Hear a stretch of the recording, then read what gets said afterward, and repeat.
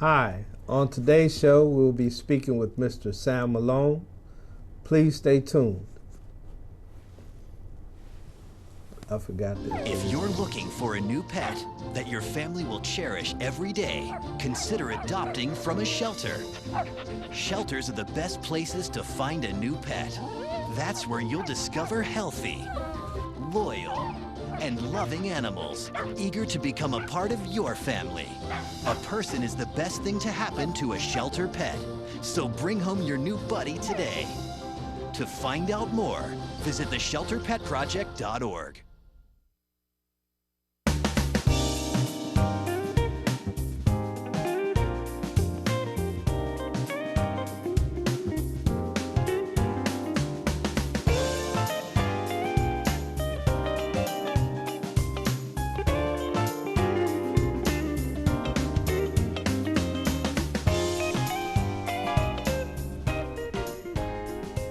Welcome to Community Watch. Victor, Hey, welcome back, man. thanks, Doc. How have you been? I've been pretty good. Good. How about you? Good. I guess we need to say that you are sitting in for Greg, Yeah. who is in somewhere in the tropics on Is he? spring break. I'd rather be sitting in with him over there. Yeah, but we were not invited. Okay. All right. Yeah. So, Victor, you have sat in for us on numerous occasions in the past, but it has been a little while. Yeah, it's been a while. Yeah. And it's probably been over a year or so. Really? Yeah, but that's only because you guys hadn't called me. Well, I think that's because you did so well last time that Greg was a little nervous. Oh no. But it's always fun and it's something different. You know, it kind of breaks you out of the norm. Yeah. And that's what I enjoy about it. Well, today's show is really something that you know a good bit about because you were at one point the president of the local NAACP, were you not? Yeah. It's been a few years ago. Yeah. Gosh, time flies. Yeah, but I remember that. Though. Yeah, and there was some good times too. So we're going to be speaking with the new president of the NAACP local chapter, Mr. Sam Malone, and he's going to share some of his ideas and things that he want to do with the chapter. Yeah, I'm looking forward to it, and if you will stay with us, we will be back with our guest in a minute, and it should be a really excellent program, so stay with us.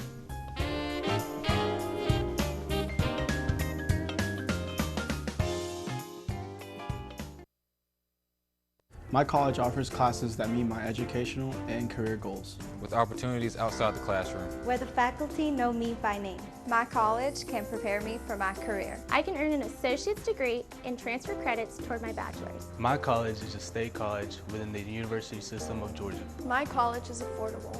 It's close to home. My college has online opportunities. It's where excellence begins. We are GHC, Georgia Highlands College. Welcome back to Community Watch, and we're very happy to have with us today Mr. Sam Malone. Welcome to the show. Thank you, sir. Glad to be here. So, how long have you been president of the local chapter? This is my first year. Yeah. I was just elected in December. Oh, so it hasn't been long at all. No, it hadn't been long at all. And it's learning on the go. Learning on the go. Well, I want to know about your experience and your plans, but maybe we should start with just a little bit of information about the local chapter. Okay. And you both could, know a great deal, I would guess, about that. But how long has there been a local chapter in Rome? Has it been for a long time? Well, I can tell you this. When I was a young boy at 12, 13 years old, I remember the chapter meeting at that time. And just to give you a little brief history, my aunt and uncle who raised us, and my brother was older than I, he was one of the first that did the sit-ins in Rome, Georgia. Really? At G.C. Murphy's. And I remember going to meetings. Of course, I wasn't involved. I had to go because I had to just sit in the back of the church while the adults met. So I want to say those had to have been in the mid-'60s? Early 60s, 63, 64. Yeah. Yes. And probably before then, but that's as far back as I can remember. Right. Yes. So it's been quite a while. Yeah, Yes. yeah. Even if you think about it, I'm not exactly sure how old the Rome, Floyd County chapter is, but I know it has some age to it. But you think about the association itself, which birthed in, I believe, 1908. 7 or 8. Yeah, I believe it was. and so you're talking about an organization with some longevity in it and some history. And you look at the times of today, that it's even more relevant today than it was, say, 100 years ago. Exactly. Well, I know that one of the men involved in the beginnings was W.B. Du Bois. Mm-hmm. Yeah. And I know that in the earliest years it started as the Niagara movement Mm-hmm. and became the NAACP at some point. Mm-hmm. Doc, you know more history than I do. Well, I know the very old stuff, but I don't know the Rome stuff so much. Okay.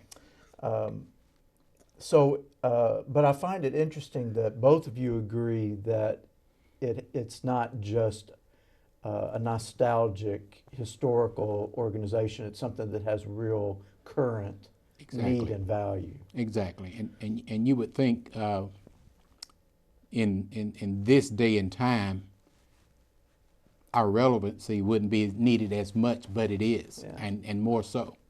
Yeah. One fact that a lot of people don't know, and I didn't know this until a few years ago, that the beginning of the NAACP, when it was started, there was like 60 some odd people who helped get it started. Only 7 or 8 of those were African American. Mm-hmm. The rest were of Caucasian heritage. Mm-hmm. So that really kind of hit me like, okay. So and that's why we try to be what we do. It's not for just colored people, so to speak. Right. It's for all people. Well, what are some of the reasons that at least the two of you think that it's so important to have now? Well, one reason is because there's always a certain part or a certain group of people who are not treated as fairly as others. And, we can only ask for fairness and correction of those things that are not right in our community and in our society. So you feel that those issues are still with us? Yes, sir. Sir, sure are. And are we seeing that, or are you seeing that? I guess I should ask it that way. Are you seeing it more nationally or locally or both? Well, nationally, of course, and locally also, because what happens nationally tends to breed down to the local climate. Mm-hmm. And some people inherit some things that are said nationally. They take a lot of things and believe it before they understand the truth about what's going on. Yeah, and two, I think, when the NAACP birthed, its mission, if you look at that period of time, the only main people who were going through any type of civil unrest were the African Americans. And so I think that's why back then, when it first started, it was geared towards, African Americans. But I think its main mission has always been civil rights. Mm-hmm. And that's why I think it's so relevant today. Because the organization is, and with anything, you have to evolve. You know what I'm saying? And I think the mission of the NAACP today, and Mr. Malone, you can give what your mission statement going forward up under your leadership is, but it has to be inclusive, and it has to show an inclusive front, because it's not about African Americans anymore. It's about civil liberties and injustice, and no matter what color of your skin or what background you come from, I think everybody can resonate with that. Everybody has an understanding with that your civil rights. What can I do? What I can't do? Especially now more so ever, because you always have racism, but to me, and where we are now, a lot of it is turning from color to a financial discrimination, and I think that's where organizations like the NAACP come in to help out in those particular areas.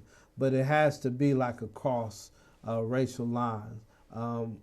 African Americans still have a long way to go, but I think as an organization, and for the organization to survive, it has to be inclusive to all races, Hispanics, to every race that is being discriminated, or every person that is being discriminated against. Okay. So when you say financial discrimination, you're talking about rich class. And poor. Yeah, class structure, rich and poor. A lot of if you have some type of discrepancy, if you got a little money, you can fight that. You can hire your lawyer, and you can fight it. But if you don't have the resources to do so, and whatever the discrepancy is, it could be in your eyesight cut dry, in black and white, but you don't have the resources to fight it. And I think that's where you may need a middleman, so to speak, to come in and speak for you. And I think that's where organizations like the NAACP and other organizations along those lines step in. Well, Mr. Malone, what if you had to say to a prospective member who was interested in joining the NAACP, what the mission of the organization was in your mind? How would you describe that? What would you say? Well, my first thing is I always believe in bringing what you have to bring to the table, why you want to be a part. Just to be a part, to say I'm a member, isn't good enough anymore. We're looking for people of all ethnic backgrounds to come in and be a part and a contributing part to our organization.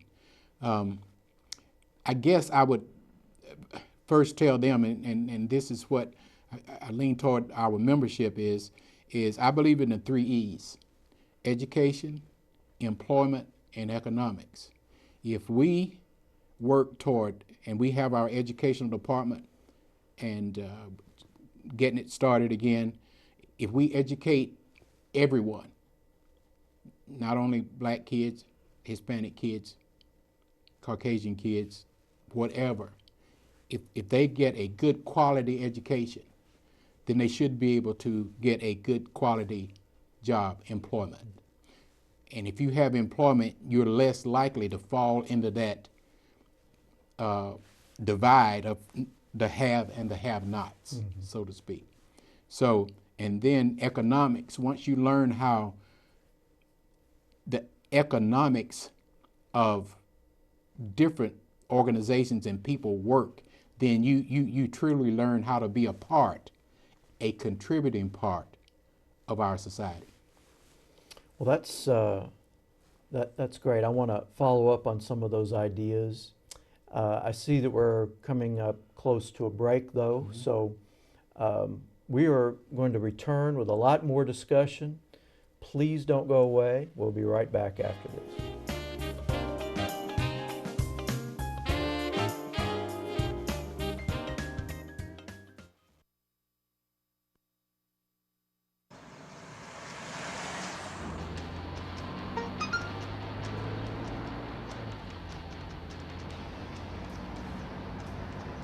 The average text takes your eyes off the road for nearly 5 seconds.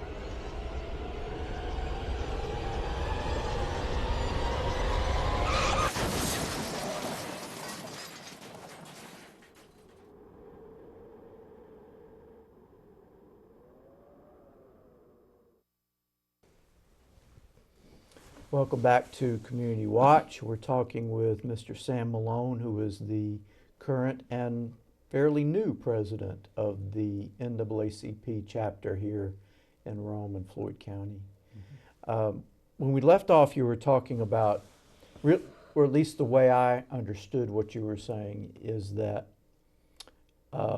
education has to come first. Yes, sir.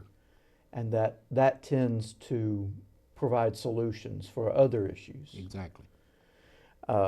And I know that the NAACP has always had scholarship opportunities. Correct. So education is part of and has been for, I guess, forever. Yes, sir.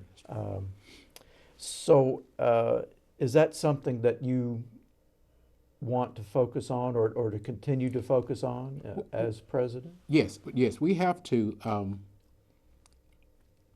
If a child is well educated or has a good education, then they are more apt to want to move out of post-secondary education into junior college, trade school, and I'm a big proponent of trade schools because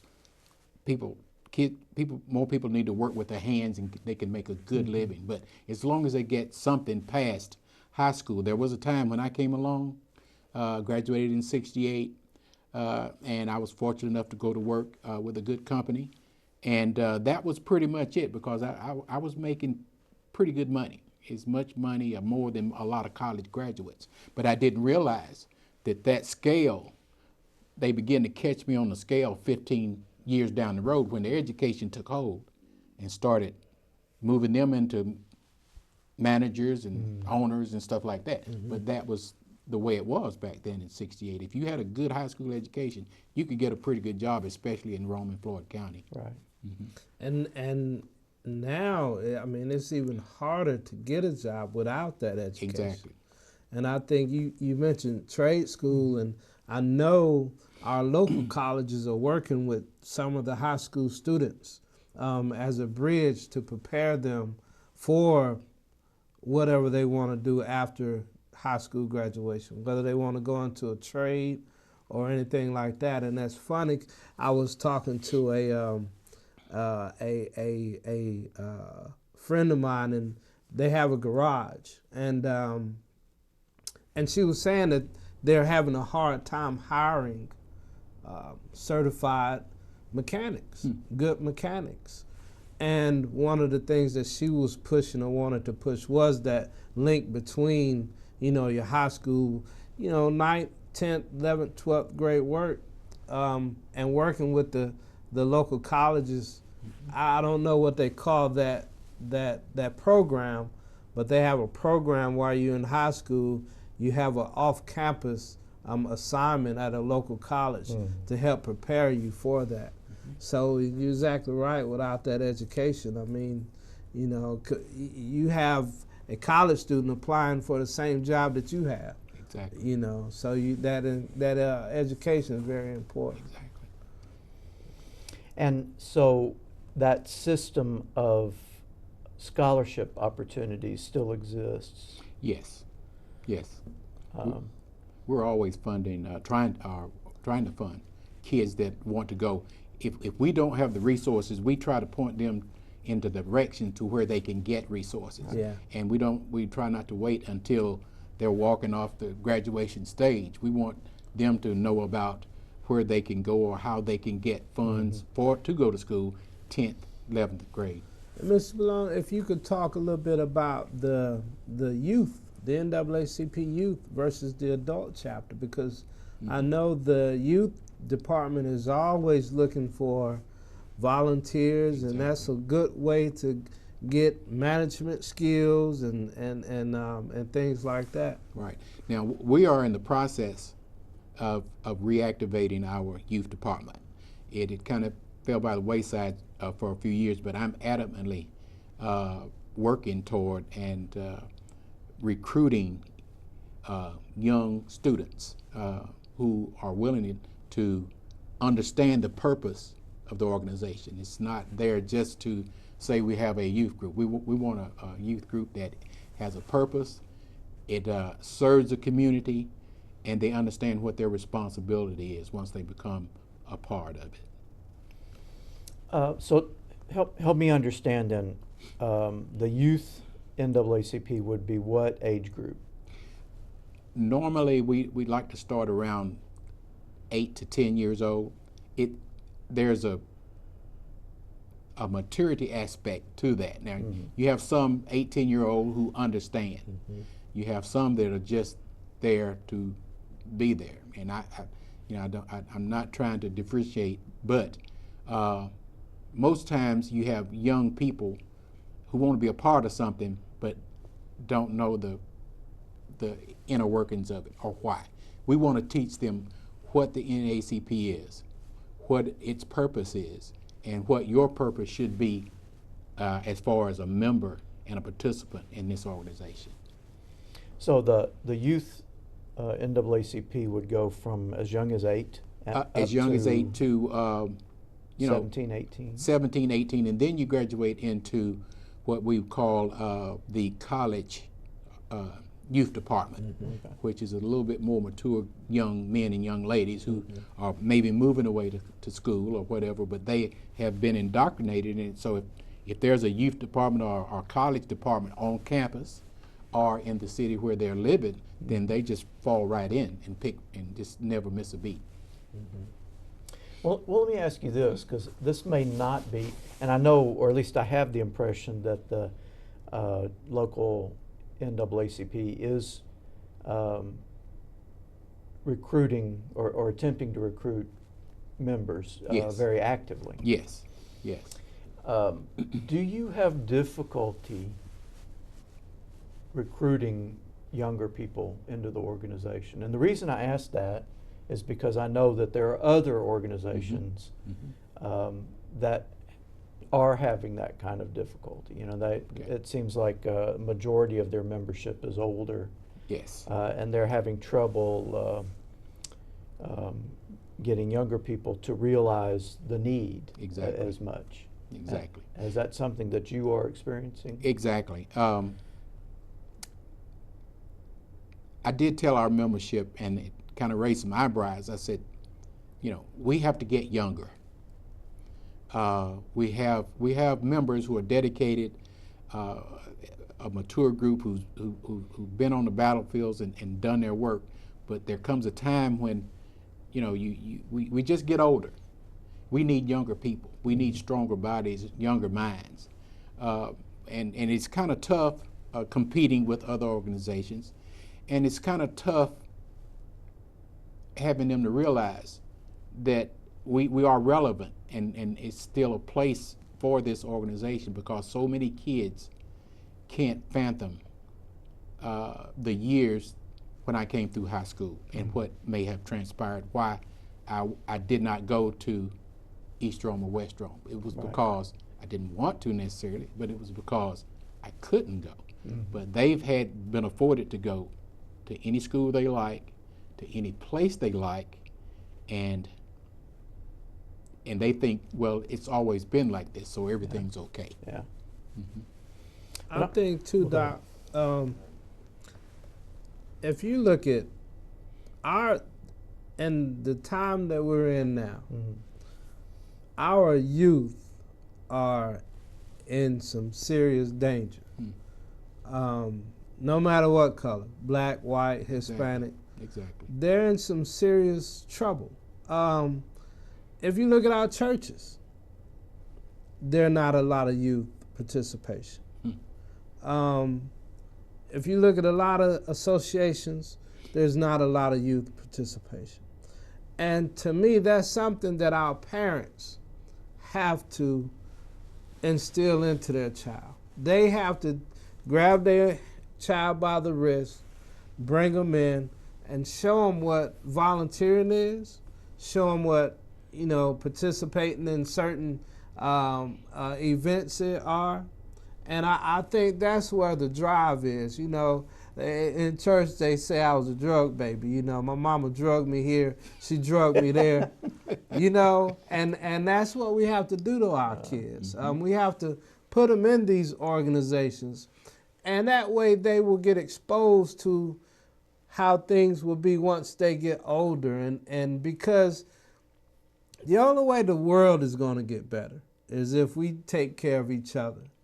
And now, back then you had segregation, the black kids play with the black kids, white kids play with the white kids, Hispanics play with the Hispanic kids. You don't have that no more. We all in the same pool. We all play together, and we have to take care of each other. And it's the parent. If you got a 12-year-old sitting at home, he's not going to know anything about the NAACP youth department. It's going to be up to his parent. Son, daughter, let's go. Let me get you some exposure. Because the youth department, they go everywhere. They go to conventions. Exactly. They take trips to the Capitol. You might have a convention in New York City, and they will have all these awesome speakers.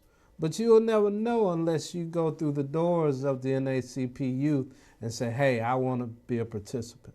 And so that's what we have to do as parents. We have to take that initiation on ourselves to get our kids involved.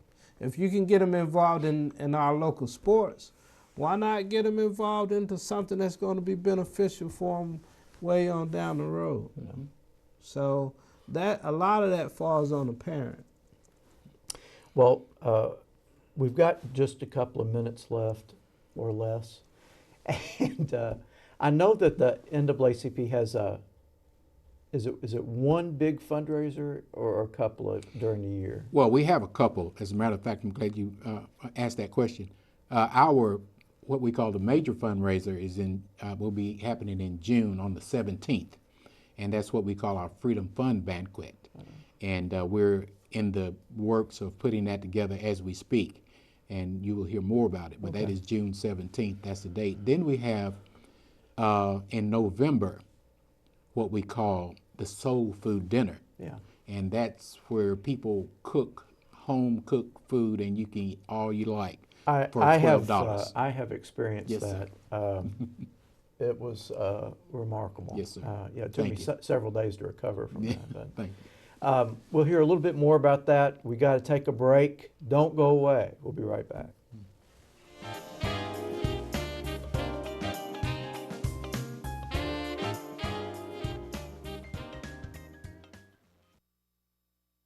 My college offers classes that meet my educational and career goals. With opportunities outside of the classroom. Where the faculty know me by name. My college can prepare me for my career. I can earn an associate's degree and transfer credits to a bachelor's. My college is a state college within the university system of Georgia. My college offers courses that fit my schedule. It's where excellence begins.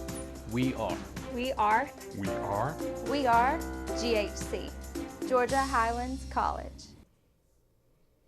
Welcome back to Community Watch. We've been having a conversation with Sam Malone, who is the new president of the local NAACP chapter, and in the middle of a membership drive and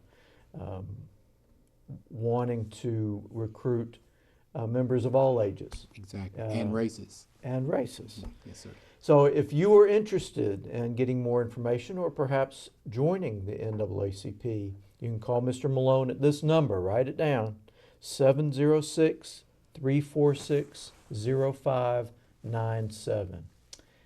Thank you for being with us, and we'll see you next time on Community Watch.